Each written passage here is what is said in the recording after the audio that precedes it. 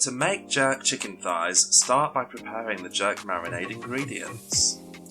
Roughly dice half a small onion into chunky pieces. Chop 2 large spring onions into 1 cm thick pieces. Peel the ginger and garlic cloves and chop into 2 to 3 pieces.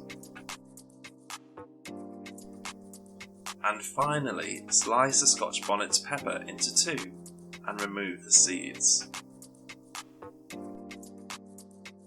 Place in a food processor with fresh thyme, grated nutmeg, half a teaspoon of cinnamon powder, 2 teaspoons of ground allspice, bouillon, and white pepper.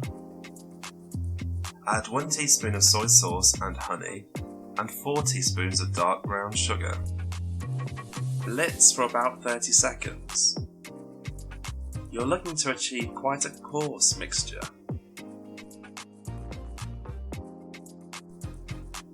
Slather the jerk marinade over the chicken thighs using your hands.